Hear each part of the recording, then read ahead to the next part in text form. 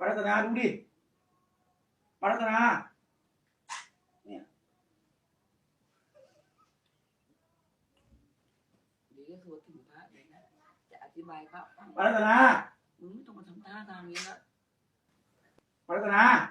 เดี๋ยวมาเรียกกู ป้าอย่าหยาบสิ กูจะหยาบกับมึงนะมึงพูดกับกูอย่างนี้ทำไม ผมไม่ได้พูดกับป้าหยาบเลยนะ แล้วมาทำจุกอย่างนี้ให้เราเห็นมึงเป็นเด็กอ่ะคลื่นไส้ ป้าครับมันดูได้ยังไงอ่ะ ดูสิ ก็ผมรักเขาอ่ะ อืม